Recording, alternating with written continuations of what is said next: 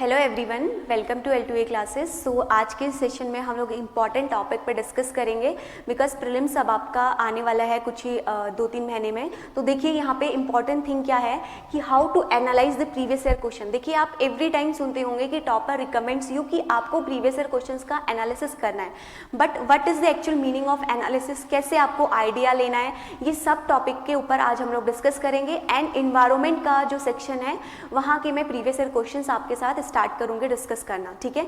In every Saturday I will upload a video and उसमें मैं आपको डिटेल में subject wise previous year questions analysis कराऊंगी। If you do last 10 year previous year question analysis it will definitely increase your 20 to 35 marks, ठीक है। कैसे, वो मैं आपको बताऊंगी किस तरीके से आपको एनालाइज करना है। मैं सबसे पहले आपको दिखाती हूँ कि इंपॉर्टेंट क्या है प्रीवियस ईयर क्वेश्चन का। इफ यू कैन सी यहाँ पे प्रोबायोटिक से आपका क्वेश्चन आया है, ठीक है, लास्ट ईयर के पेपर में। तो अगर आप देखेंगे तो प्रोबायोटिक से आपका ये बताया गया है कि जो स्टेटमेंट है, कुछ स्टेटमेंट्स दी हैं made of both bacteria and the yeast. तो अभी हमारे लिए एनालिसिस इंपॉर्टेंट नहीं है, अभी मैं आपको आइडिया दे रही हूँ कि कैसे प्रीवियस ईयर क्वेश्चंस हेल्प करते हैं। अगर आपने प्रीवियस ईयर क्वेश्चंस को डिटेल में एनालिसिस किया है देन आपको पता होगा कि 2008 में भी प्रोबायोटिक के ऊपर क्वेश्चन आया है। तो रिपीटेड क्वेश्चंस आपके कभी कभी तो एज इट इज क्वेश्चंस भी रिपीट हो जाते हैं, थीम बेस्ड एकदम एग्जैक्ट, ठीक है। तो यहाँ पर देखेंगे 2008 में क्वेश्चन पूछा गया है, ठीक है। अब यहाँ पर देखिए प्रोबायोटिक अगर आप पढ़ेंगे तो आप यहाँ पे वेक्टर्स ये सब चीजें भी पढ़ेंगे। तो फिर से देखिए रिकॉम्बिनेंट वेक्टर वैक्सीन के ऊपर फिर से आपका 2021 में भी क्वेश्चन पूछा गया है। Virus and bacteria use as a vector. यहाँ पर देखिए बैक्टीरिया और यीस्ट के बारे में पूछा है। अगर आप बैक्टीरिया के बारे में पढ़ेंगे तो आपको 5 किंगडम क्लासिफिकेशन में Monera, protista, bacteria, fungi, yeast ये सब आपको देखने को मिलेंगे, ठीक है। तो आप ऑब्वियसली यहाँ पे आपको पता चलेगा कि वायरस भी कुछ होता है बैक्टीरिया से रिलेटेड ही। तो देखिए सेम क्वेश्चन है, बस आपको थोड़ा सा डेप्थ में क्या करना है, चीजों को पढ़ना है। अब आप देखेंगे अगला एक और सैंपल, अगर आप देखेंगे दूसरी चीज मैं आपको प्रीवियस ईयर के फुल लेंथ भी बताऊंगी जिसमें आपको एग्जाम हॉल में कैसे एग्जाम हॉल में पेपर को सॉल्व करना है। अगर आप इस क्वेश्चन को ध्यान से देखेंगे ना, यूपीएससी में क्या होता है आपका प्रीलिम्स के पेपर में मेनली कुछ क्वेश्चंस आपको सेम आंसर वहीं पे भी आपको मिल जाएंगे, बस आपको पूरा फोकस होकर पेपर सॉल्व करना है, ठीक है। देखिए यहाँ पर क्या क्वेश्चन पूछा गया है, among the following crops which one is the most important anthropogenic sources of both methane and nitrogen oxide. Options cotton, rice, sugarcane and wheat. If you see the next question, system of rice intensification, आप देखेंगे यहाँ पे लिखा हुआ है reduce methane production. अब यहाँ पे क्या आंसर हो जाएगा, मीथेन और नाइट्रस ऑक्साइड, तो यानी कि राइस। तो एग्जाम हॉल में थोड़ा डिफिकल्ट होता है इस तरीके से प्रिडिक्ट करना, उस तरीके से देखना, बट आपको थोड़ा सा ये अप्रोच भी ध्यान में रखना है। जो एलिमिनेशन टेक्निक है ना, this is not it's only myth कि एलिमिनेशन क्या होता है। एलिमिनेशन इज आपका बेसिक कंसेप्ट प्लस आपकी स्मार्ट वर्क प्लस आपका गेस वर्क। और ये गेस वर्क कब आता है, जब आपको उस टॉपिक के बारे में कुछ पता है बैकग्राउंड में, ठीक है। रैंडमली मैं भी आपसे कोई वर्ड बोल दूं तो आप उसका गेस वर्क नहीं करेंगे, फिर तो आप वही बस रैंडमली कोई भी टिक कर देंगे एंड बोलेंगे कि एलिमिनेशन हो रहा है यहाँ पे। ऐसे नहीं है, आपको उसका थोड़ा सा बैकग्राउंड क्या होना चाहिए, पता होना चाहिए। तो ये हिंट आपको, ये हेल्प कौन करता है, प्रीवियस ईयर क्वेश्चन, ठीक है। तो एक क्वेश्चन हमने ये देखा। अगर आप यहाँ पर देखेंगे जैसे आपका पीक, नमचा बरवा, नंदा देवी, कुमाऊं हिल्स ये सब पूछा है। नंदा देवी से बहुत बार क्वेश्चन आया है, इनडायरेक्टली नहीं तो डायरेक्टली एवरी टाइम यहाँ पे रिपीटेड थीम पे ही ये क्वेश्चन है। तो अगर आपने नंदा देवी के बारे में पढ़ा होगा, ये कहाँ पर है, कौन सा नेशनल पार्क है, तो आप इजीली इस तरीके के क्वेश्चंस को भी हैंडल कर सकते हैं, ठीक है। अब देखते हैं और प्रीवियस ईयर का इंपॉर्टेंस। अब देखिए यहाँ पे आपको पूछा है इंडिया के रिगार्डिंग, आप बताइए कौन सा स्टेटमेंट करेक्ट है, ठीक है। मोनाजाइट पे क्वेश्चन आया है। तो अगर आपने प्रीवियस ईयर 2009 का क्वेश्चन ध्यान से करा होता तो आपको यहाँ पर भी ये मिल जाता, मोनाजाइट सैंड कंटेन यूरेनियम। तो आपको यहाँ से आपको आइडिया मिल जाता। अगर आपने यहाँ पे मोनाजाइट को डिटेल में पढ़ लिया होता, ये कहाँ पर मिलता है, क्या इसके कंपोनेंट है, तो आप इस क्वेश्चन को इजीली हैंडल कर लेते, ठीक है। तो ऐसे ही आपको प्रीवियस ईयर क्वेश्चन को एनालिसिस करना है। अब और देखिए ये क्वेश्चन तो आपका एज इट इज रिपीट हुआ है on 21 of the June the sun, ठीक है। अगर आप देखेंगे तो फिर से यही क्वेश्चन इस तरीके से फिर से पूछ दिया गया है, ठीक है। तो आप देखेंगे repetition of the previous year and importance of the previous year. Same इसी तरीके से पॉलिटी में अगर आप देखेंगे तो पॉलिटी में in Laxmikanth there are the 4 unit that is very important every time, fundamental right, fundamental duties, DPSP, parliament, governor, supreme court, high court, इनके अंदर से आपके क्वेश्चन एवरी टाइम आते हैं, ठीक है। तो starting 4 unit are very very important, अच्छे से उनको करना है। तो यहाँ पर देखिए, यहाँ पे आपका फिर से कॉन्स्टिट्यूशन में मिनिस्टर, चार्ज, इससे क्वेश्चन आया है। अगर आप यहाँ देखेंगे फिर आपको दिखेगा रिपीटेशन ऑफ द थीम। आप देखिए फिर से प्रीवियस ईयर में भी आपको council of minister, union minister, आपको क्वेश्चन दिख जाएंगे, ठीक है।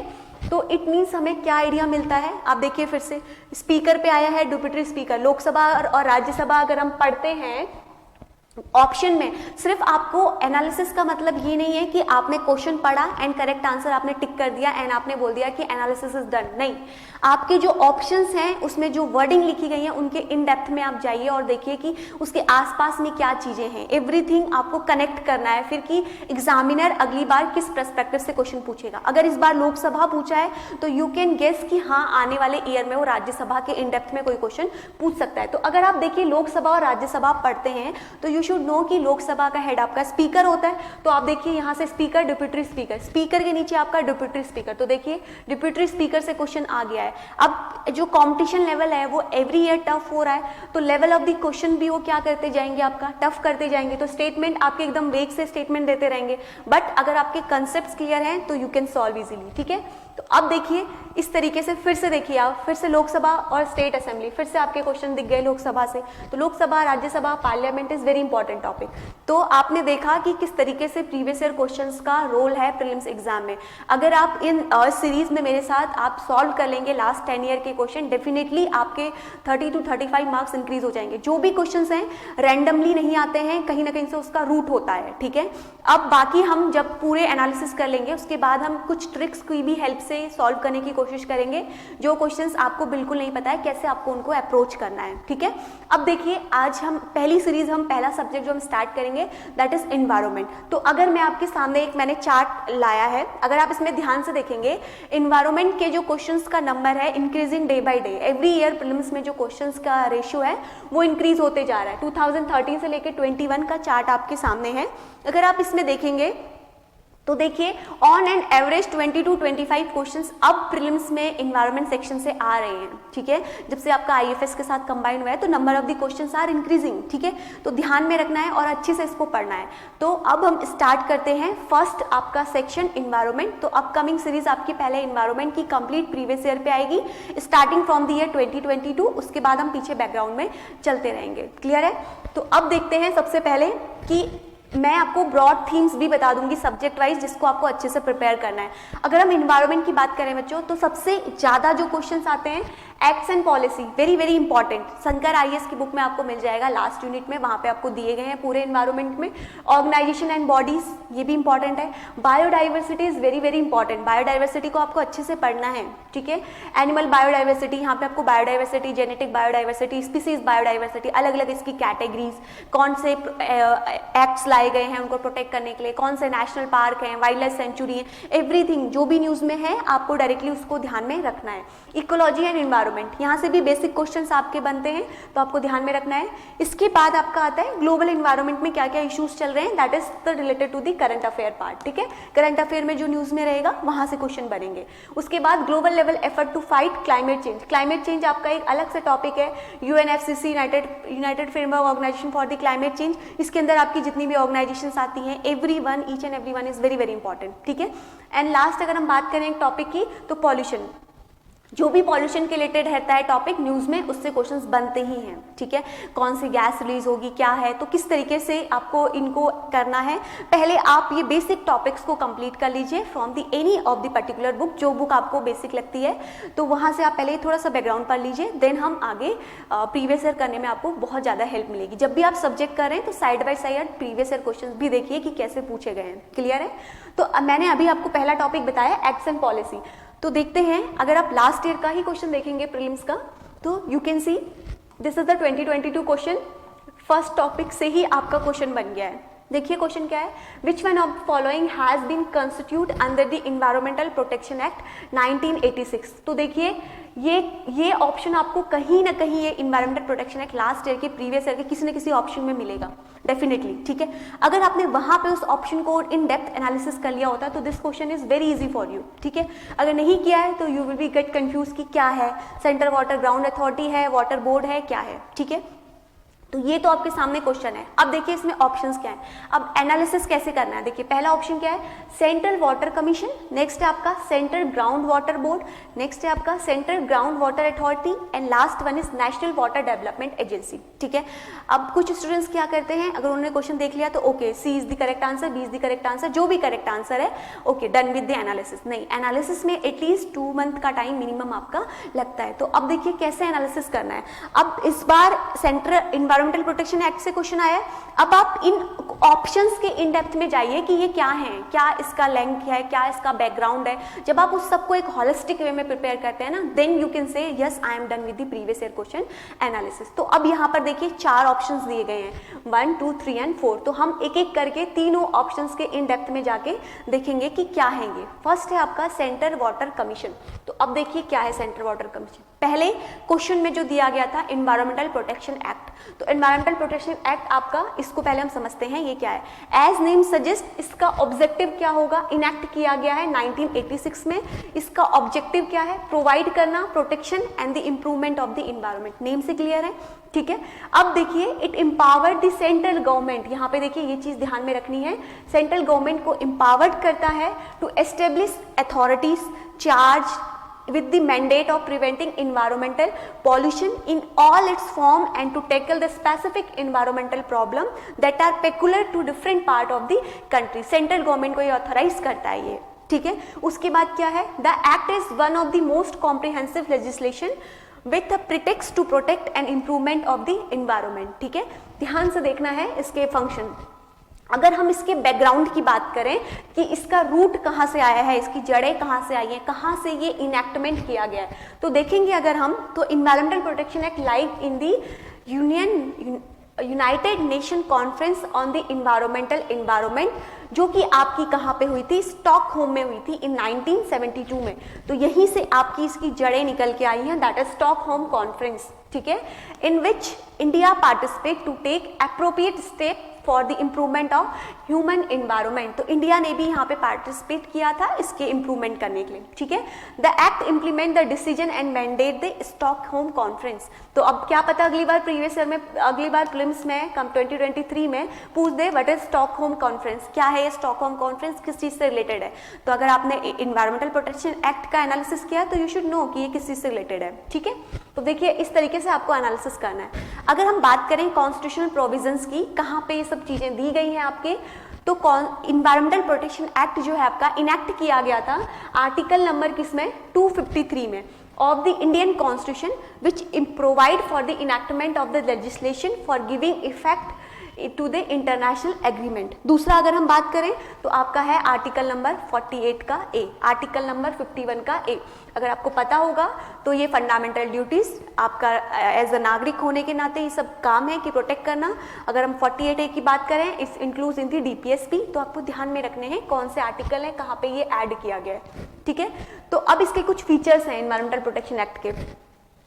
अब देखिए पूछ सकता है कि क्या इसके लिए सेंट्रल गवर्नमेंट के ही पास ही पावर होती है या फिर स्टेट के पास भी होती है। तो power of the central government, अगर हम देखें, the central government shall have the power to take all such measures as is deemed necessary or expended for the purpose of protecting and improving the quality of environmental in coordination with the state government। state government के पास not having a complete authority, they are coordinate with the central government। Clear. तो prelims में question आ सकता है in the fact base कि environmental protection act having a complete authority with the state government. No, it's not a right option because central government in coordination with the state government, ठीक है। तो ध्यान में रखना है कैसे ऑप्शन से क्वेश्चन बनते हैं। Restriction on the pollution discharge, as name suggest, compilation of the procedure safeguard, सारी चीजों को आपको हैंडल करना है, जो भी इफेक्ट हो रहे हैं वो सब चीजों को आपको चेक करना है, सारा इसी का वर्क है, ठीक है। और देखिए इसका एक और फंक्शन है कि ये एस्टेब्लिश कर सकता है इन्वायरमेंटल लेबोरेटरीज को। The central government as per the act is entitled establish the environmental laboratories, recognise any of the institutions environmental carry out the functions, सारे इसके वर्क हैं, ठीक है। तो अब देखिए appointment of the government analyst, आप गवर्नमेंट के एनालिस्ट अपॉइंट भी कर सकते हैं गवर्नमेंट एनालिस्ट को, ठीक है, जो चेक करेंगे, सारे एनालाइज करेंगे, सैंपल, एयर, वाटर, सब कुछ, ठीक है। क्लियर है, एनवायरमेंटल प्रोटेक्शन एक्ट को थोड़ा सा हमने समझा। अब देखिए फर्स्ट ऑप्शन यहाँ पे था आपका सेंटर वाटर कमीशन। तो आपको अब इसके बैकग्राउंड में पता होना चाहिए सेंट्रल वाटर कमीशन क्या है। आपके एक प्रीमियर टेक्निकल ऑर्गेनाइजेशन है in the field of, name से पता चल रहा है, water resource and the presently functioning as, very very important, किस मिनिस्ट्री के अंदर आता है, ये क्वेश्चन भी आता है, attach ministry of water resource, river development and Ganga rejuvenation, government of India. ध्यान में रखना है, नेक्स्ट टाइम यहाँ से क्वेश्चन डायरेक्टली दे देगा कि ये किस मिनिस्ट्री के अंदर आता है, ठीक है, तो इसके बारे में ये मिनिस्ट्री इंपॉर्टेंट है, ठीक है। अगर हम इसके फंक्शन की बात करें, नेम से समझ में आ रहा है वाटर, तो कमीशन क्या है, with the general responsibilities initiating, coordinating and furthering the consultation of the state government concern scheme for the control, conservation and utilisation of किसका, आपका वाटर रिसोर्सेज का, throughout the country for the purpose of flood control, irrigation, navigation, drinking water supply and the water power development, ठीक है। It also undertake the investigation, construction and execution of any such scheme as required। इसके लिए आपकी जो भी schemes आपकी requirement होती हैं ये इनिशिएट कर सकते हैं, ठीक है।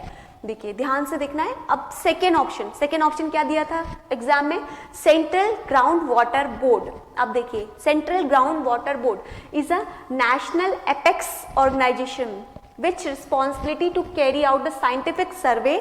क्या फंक्शन है, exploration, monitoring of development, management and regulation of country vast ground water resources for irrigation, drinking, domestic and industrial needs. Clear है।